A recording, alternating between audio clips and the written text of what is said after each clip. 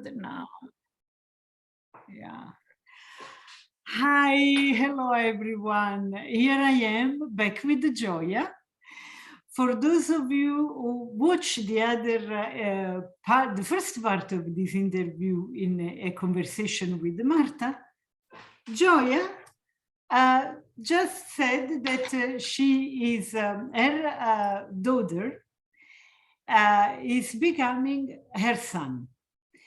And I was so excited because Joya is one of the most loving people I know. And I was like, oh my God, what a stroke of luck to have a mother like you for your son to be, right? Mm-hmm. So what is the first question that comes to mind when it comes to this kind of a situation for me is, how did you learn? How did he tell you? He told me. Yeah, he told me. And, at first it was, like looking back, he was never particularly girly, but neither was I, right? Like I was very much of a tomboy. I still am. I love to go off-roading with my husband and I'll chop firewood and do all those things. I don't mind doing those things. And so I just thought it was that. And for a little while, part of me was in denial, like, oh, this is just a trend thing. This is just what the kids are doing now. But as time went on, I was like, no, I need to be more honoring of this and ask better questions. And I went to therapy, got in therapy for the whole situation and then I just became tremendously compassionate and just felt like, gosh, what would that be like to go through life and feel like, something's wrong with you, but you don't know how to articulate it. And that's what he said was like, I just didn't know how to put words to it, what was wrong with me. And I'm like, there's nothing wrong with you. I'm like, you just don't like your, like, you just don't like your vehicle. That's how I said. I'm like, and I always joke and just say, you're a light being. Both of my kids are both HSPs, highly sensitive people, always have been. And I'm like, oh, they are light worker children who were born on the planet, right? So I'm like, you just came in and you're like, what is this body? What am I supposed to do with this? And I'm like, you just don't like your vehicle. If you want to change your vehicle, that's fine with me. But the important thing is, I had said was, I just want to make sure that you want to change who you are because it's who you are that is making you unhappy, and not that you want to change who you are because you are unhappy, because wherever you go, there you are. The inside of you is still there. That remains the same. And so that therapy definitely helped to resolve that and to make that clear for both my kid and for me to know, like, okay, I understand. And let's do what we can to make you be a happier, whole person, because that's what the world needs. Yeah.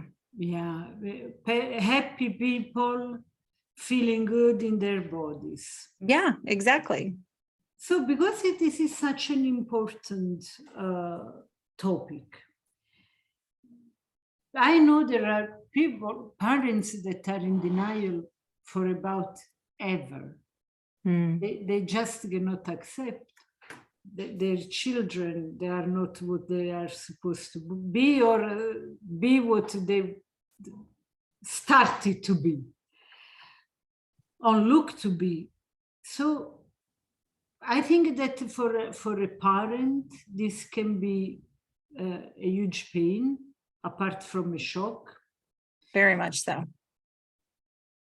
And probably they think they did something wrong. Did you ever had this even for 1 second? Oh, of course, especially being that my whole parenting was ruled by fear when my kids were little. So I was like, oh my gosh. And, but then I remembered and I apologized. I remember doing a photo shoot of Elle when Elle was 2.5. And I had put back then her in a tutu, this big fluffy tutu. And she was screaming, take it off of me. And I was taking photos while she was screaming and throwing a fit. And I just thought it was funny. Like, oh, you're just being funny. You don't want to wear this tutu, not realizing that it was like an infringement upon this child's right or what. And so I was like, oh my gosh, I did that to you. I am so sorry. And, and Elle, of course, is like, you didn't know any better, Mom. And So we've had a lot of healing for sure between us. And, and despite the fact that Elle never wore dresses, was never a girly girl at all, I was going through this process myself of acceptance. And I was at Dillard's one day shopping, and I saw a mom and a teenage girl in there shopping for prom dresses. And I broke down crying like a crazy woman at Dillard's. I was just like, "Wah!" And that woman looked at me like, I don't know what to do right now. What do I do? And I just ran out to my car and just cried and cried and cried. And it was like, yeah, because as a parent, that is a very real loss. I'm like, I'm losing my daughter. And even though I would never in a million years go shopping with her for a dress for prom ever, it was still just seeing that I was like, that's something I'm never going to have. And it just broke my heart. But then I was like, well, what do I have? And I'm always shifting from what I don't have to what I do have. And I have a happy, healthy child. I want my child to be healthy and happy. I don't want my child to feel suicidal. I don't want my child to feel depressed. I don't want my child to look in the mirror and hate themselves. I'm like, I don't want that. So I wanted a happy kid. So out of love, Totally. your son to be had an ally all of a sudden in you, which is the best thing you can ever have. Your mother is an ally. Yes, for sure. What would it be? I think that you have been working on yourself and on the situation in a beautiful way. And I don't think that parents that cannot work in that way are not beautiful, because at the end of the day, we know that parents, they are just struggling to do their best, right? Absolutely. Well, and the other thing too that I discovered was that I was viewing the situation through the reality perception of my eyes and how society was when I was young. How society is with kids nowadays is not the same as it was when I was young. It's another world. These kids are so open and so accepting. And so their attitude is, who cares what they're doing? Who cares what that person is doing? You do you be you. And so I love that is the mindset of the younger generation. And of course, there's the whole social media stuff. There's a lot for these kids to handle, but that's another story. There is a lot of support for the kids. Yeah, there is. It's amazing. And my question still is, what about the parents? What do you feel telling to those parents who took it very badly, who took them like, oh, this is wrong, it's on me, what I have done wrong? I don't. What do you, because you did it, the work. You did. Well, parents, our kids are not possessions, right? They're going to grow up and do whatever the heck they want to do, just like we did. And for some reason, we think that that's my child, that's my possession. They're a reflection of me. Whatever they do is going to tell the world how I parented.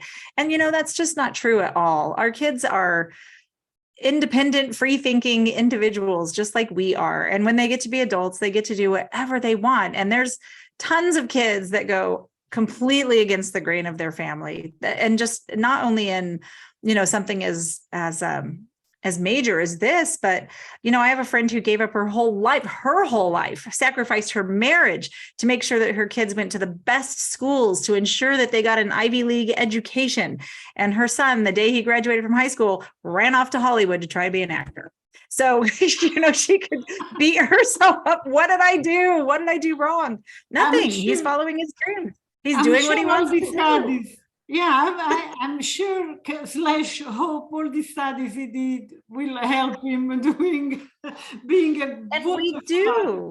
And we do project, onto our kids. Like I always wanted my kids to have better than I did. I wanted them to always have it better than I did emotionally, like the whole shebang. I wanted to be better for my kids. And compared to how I was raised, their life has been a piece of cake. But it's hard. There's always hard. And we are always doing the best we can with what we have, with where we're at in our life. So a word of healing or of understanding, whatever you want to call it, for those parents that do not accept the change in Yeah. the son? What children? I mean, what would you say?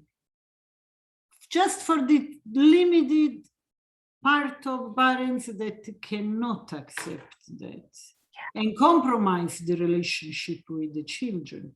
What would Yeah, and I you know tell that. to them? Yeah, and I know families in that situation, and it's heartbreaking. And you only have your one child, and it's up to you to be accepting of what is. Your child is doing the best that they can, surviving in the world in the best way that they know how. And the best thing that you can do is give them love, unconditional love and support, and allow them to explore life as they're going to explore life. I mean, it's really, we can guide them, we can give them advice, we can say, here's what I think from my wisdom years, and they can decide ultimately if they want to take it or not. But for us to, as parents, is to love our children unconditionally, first of all. And because I'm the and lady, there's always an and. Yeah, And just because they're your child, or just because, and vice versa, just because your parents are your parents doesn't mean that you have to have a super close relationship with them. I don't have a close relationship with my mom. It's impossible. I can't. I keep her at a healthy distance and a big boundary, but that doesn't mean that I don't love her and I don't care about her. It just means that I know that our relationship is not healthy, and I don't want that kind of toxic energy in my life. It's that simple and that painful, but it also comes with acceptance of, I can't force anyone to change. I can't force my opinion, my emotions, what I want onto anybody else, including my mom. It's only going to exhaust me, not her. And the same thing is true of our kids, right? If I'm projecting what I want my kids to be onto my kids, they might pretend to be it while they're around me, but then they're going to go off and have their own lives that I'm not going to know anything about. And I would rather have an authentic relationship with my children than one that's based on lies. that's beautiful. That's very, very beautiful.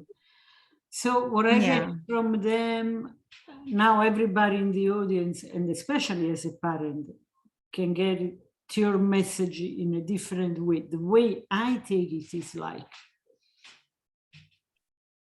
this child is a gift. It's a different person. Came from you, doesn't belong to you. Nope. And if you want to be part of his, her life, then love and acceptance is the only medicine. Love and acceptance. Again, back at the love and acceptance and healthy boundaries, because there are toxic children, just like there are toxic parents, right? So we can, and I know parents in those situations who have kids who have chosen to do drugs and those kinds of things, that the parents are like, I can't make my child stay sober. I can't make them do anything. I can love them, but I have to do it from afar and have healthy boundaries. And is it hard? Yes. Is it painful? Yes. Do you cry at night? Yes. But but it's a matter of what's healthy, what's good for your life, and what's good for them. And then to always be there, that those relationships can change, right? So if that door opens and the person changes their perception and sees what they're doing and they want to change it, then that's up to them. But we can't force anyone else to change, no matter who they are. Not our spouse, not our children, not our parents, not our sisters and brothers, nobody, just us. We only have control over this being here. Yeah. That's really holy talking. I mean, it's the only thing I can think. And as crazy as it can look or inconsistent, I don't know. Many times you have those parents that are absolutely abusive in a way or another, verbally, Right. physically, pushing down, traumatizing, neglecting, not protecting. And then you have those kids that grow up in kind of survival mode, healing by themselves, being wounded and healing, being wounded and healing. Yes. Then you see people like us, like totally understanding, like you, totally understanding, loving, wise.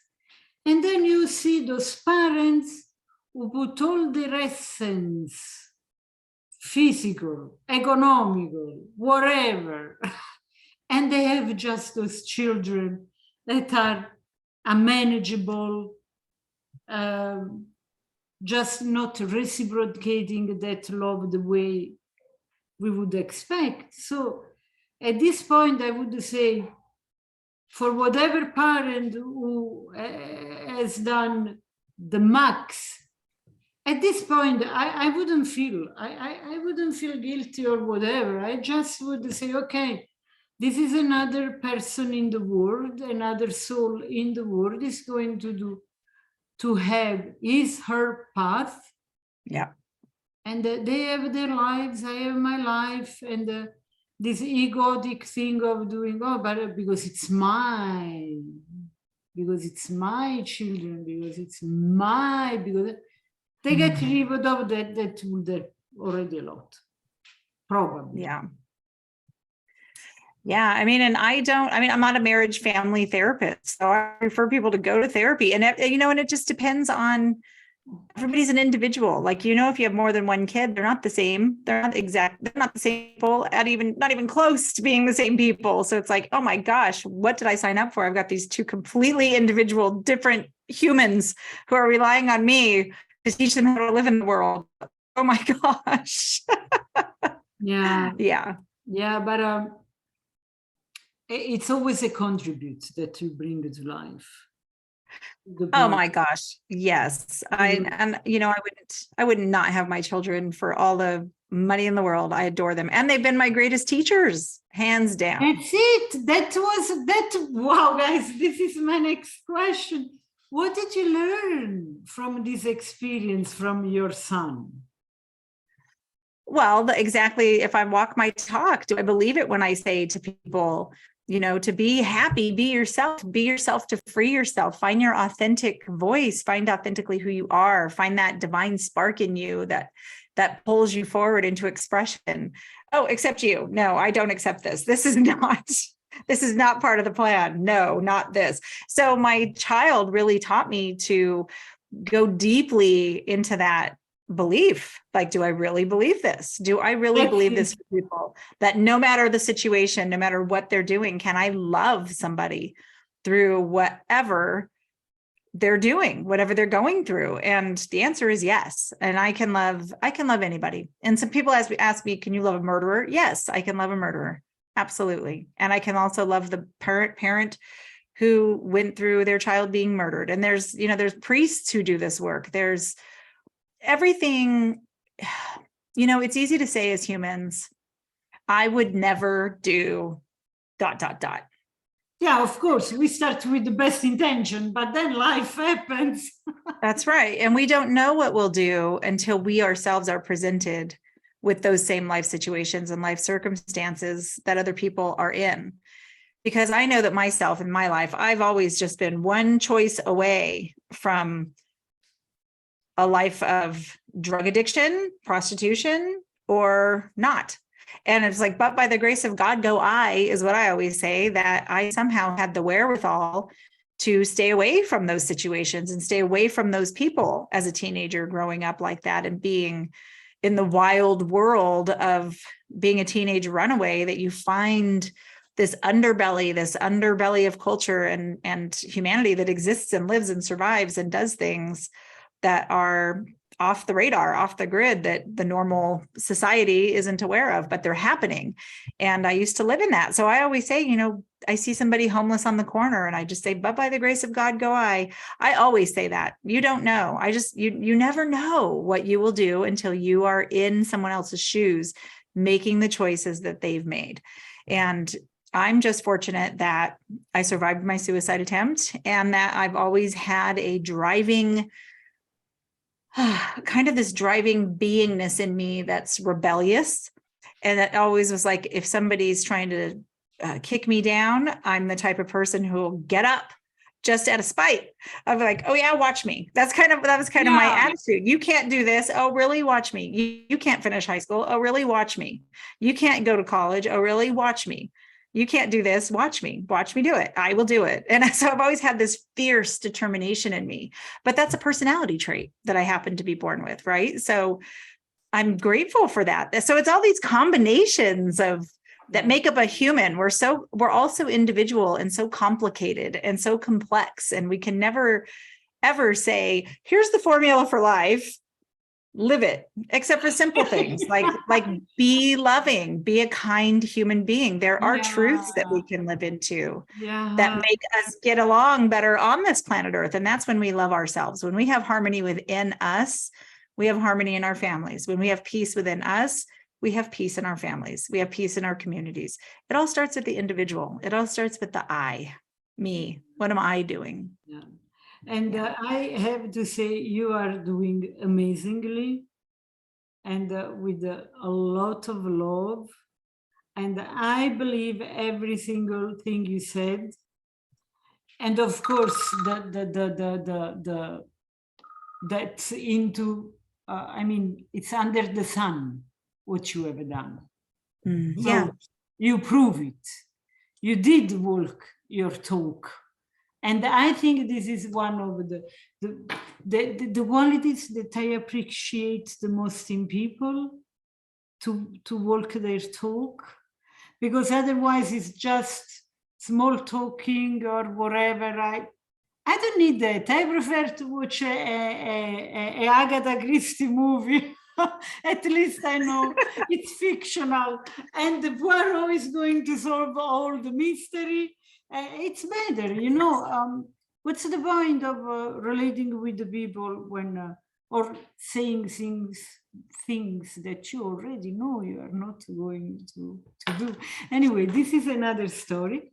And talking about story, I think that we have slowly arrived and amazingly arrived to the end of this part of the interview. I think there is room for something more. And we will see again Joya for the last part of this interview, because your life is so rich, Joya. I cannot leave you. I cannot let you go like this. We want to know more. I'm so grateful for it, Marta. It made me who I am. It made me compassionate and loving. And as Spirit told me, it's being a full spectrum human is what I was told. Like, you're a full spectrum human. And I'm like, I really am. Yes. That's lovely. That's lovely. Thank you so much. And we will see you next week. And thank you, friends, for being following us during this part of the interview. Again, love you tons, and see you soon. Bye. Bye, everyone.